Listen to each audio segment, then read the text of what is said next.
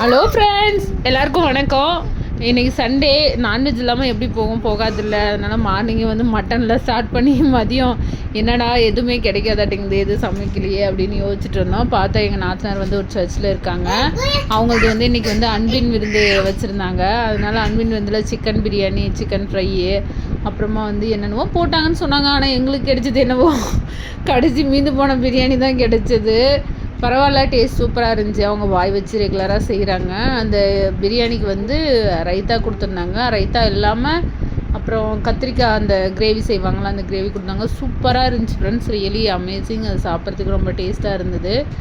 எப்படியோ ஒன்று நம்மளுக்கு வந்து கறி சோறில் கை வச்சா தான் நிம்மதியாக இருக்குன்ற மாதிரி சாப்பாடு கிடச்சிருச்சு அப்படின்னு சொல்லிட்டு போட்டு வெளுன்னு வெளுத்தாச்சு. நல்லா இருந்தது சாப்பாடு. என்ன சொல்லுவாங்க, நம்ம செய்யறத விட அது என்னவோ பாய்ங்க கைப்பக்குவமே தனிதான்னு சொல்லலாம். ஆனால் இது பாய் பிரியாணியான்னு எனக்கு தெரியல.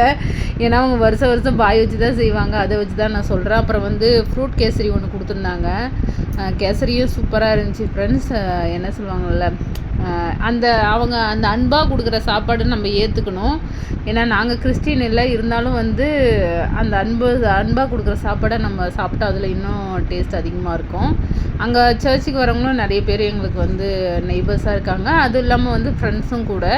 அதனால் வந்து எல்லாருமே வந்து எங்களை தனியாக பார்க்க மாட்டாங்க. அதனால தான் அந்த கேரள் ரவுண்டு கூட எங்கள் வீட்டுக்கு வந்திருப்பாங்க. நீங்கள் கூட பார்த்துருப்பீங்க வீடியோஸு. நம்ம வீடியோஸை ஃபாலோ பண்ணுறவங்கன்னா கண்டிப்பாக நம்ம வீடியோஸில் பார்த்துருப்பீங்க.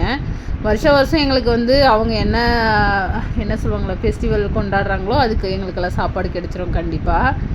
என்ன சொல்லுவாங்க, உங்களுக்கு அந்த மாதிரி ஃப்ரெண்ட்ஸு கிறிஸ்டின் இருந்தால் மறக்காமல் கமெண்டில் சொல்லுங்கள் ஃப்ரெண்ட்ஸ்.